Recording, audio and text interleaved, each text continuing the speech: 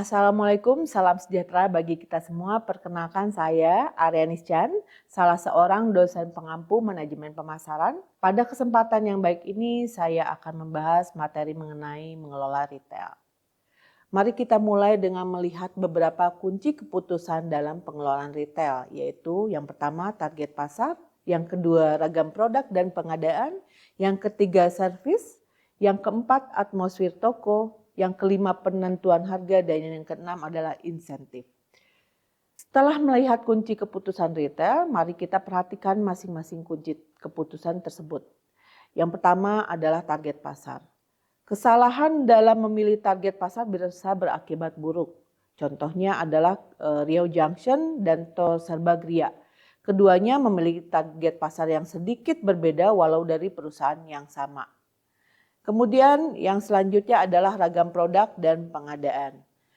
Retail harus dapat mengidentifikasi ragam produk yang tepat. Nah, di sini contohnya adalah Indomaret Fresh yang berbeda dengan Indomaret pada umumnya karena memiliki produk-produk buah-buahan dan sayur-sayuran segar serta makanan dan minuman cepat saji di Indomaret Fresh. Ya.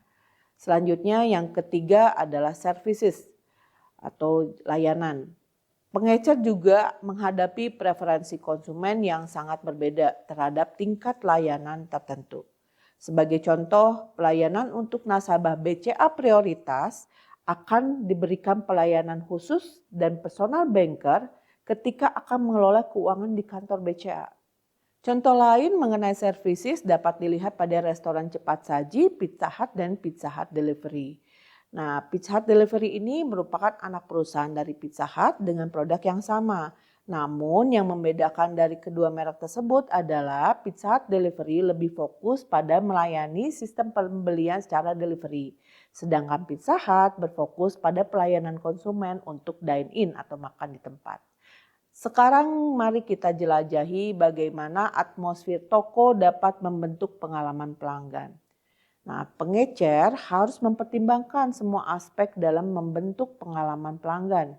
Contohnya adalah ambience yang diberikan oleh Starbucks berupa kemewahan, kebanggaan, dan eksklusivitas untuk menggambarkan produk yang disajikannya. Berbeda dengan Bath and Body Works ya, yang memberikan atmosfer toko yang ceria dan bahagia untuk menggambarkan respon pelanggan setelah membeli produk pada tokonya. Selanjutnya kita pindah ke peran penting penentuan harga dalam posisi pasar. Nah, harga ini merupakan faktor positioning dan harus ditetapkan dalam kaitannya dengan pasar sasaran, produk, layanan, dan kompetisi. Contohnya adalah dealer mobil dengan margin keuntungan yang besar, tetapi volume penjualan kecil tentunya berbeda dengan supermarket yang mengambil margin kecil tapi penjualannya yang tinggi atau besar. Ya.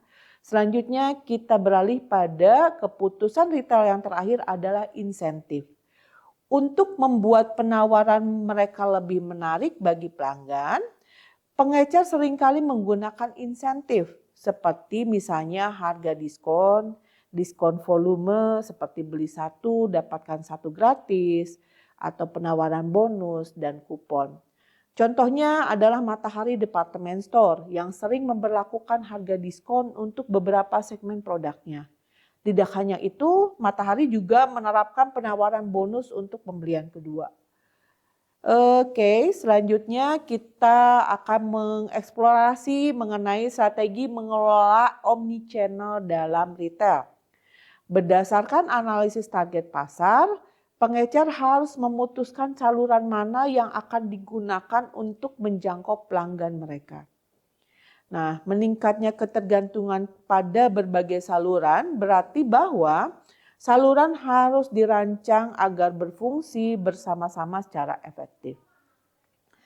Perusahaan yang telah menerapkan omnichannel ini adalah Singapore Airlines. Maskapai asal Singapura ini telah bermitra dengan bandara yang terintegrasi pusat perbelanjaan dan AOE sebagai digital platform.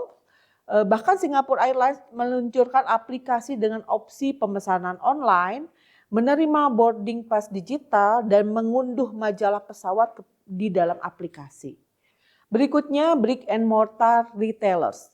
Lebih singkatnya, toko yang memiliki toko fisik dan proses jual beli hanya dilakukan secara offline.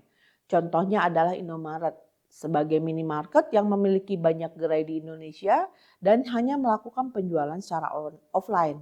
Meskipun demikian, beberapa gerai Indomaret sudah mulai menerapkan proses penjualan pesan antar dengan menggunakan aplikasi.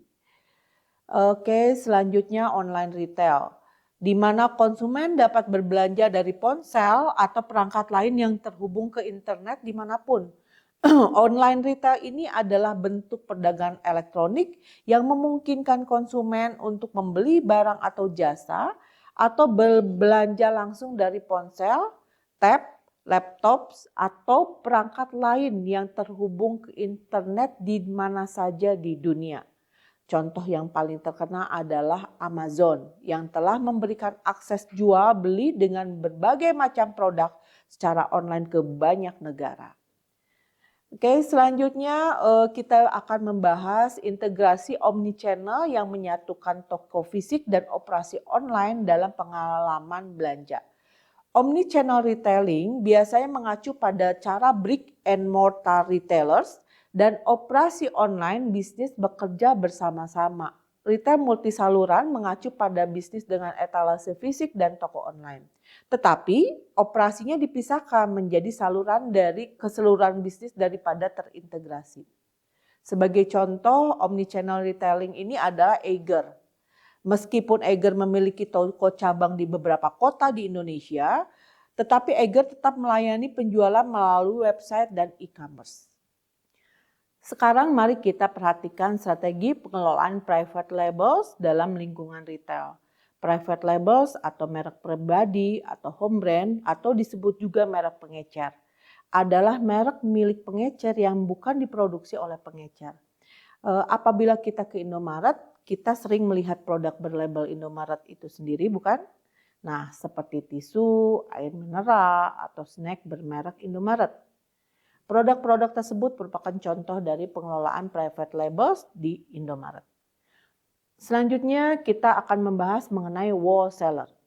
Wholesaler atau grosir mencakup semua kegiatan yang terlibat dalam menjual barang atau jasa kepada mereka yang membeli untuk dijual kembali atau yang melakukan pembelian dalam jumlah besar untuk keperluan bisnis. Pedagang grosir membeli barang dalam jumlah besar dari berbagai produsen atau vendor, menyimpannya dan menjualnya kembali kepada pengecer yang pada gilirannya menjualnya kepada masyarakat umum. Apa aja fungsi dari wholesaler? Fungsi utama yang dilakukan wholesaler adalah yang pertama memberikan akses ke pengecer individu. Yang kedua pembelian berbagai macam jenis barang. Yang ketiga pembelian unit lebih banyak dan memecahnya menjadi lebih kecil-kecil. Yang keempat pergudangan. Yang kelima transportasi. Yang keenam pembiayaan. Yang ketujuh menanggung resiko. Dan yang kedelapan, riset pasar, serta yang terakhir adalah pengelolaan dan konsultasi. Oke, demikian materi mengenai mengelola retail. Semoga ilmu yang disampaikan dapat bermanfaat. Terima kasih teman-teman semuanya. Sampai jumpa pada sesi berikutnya.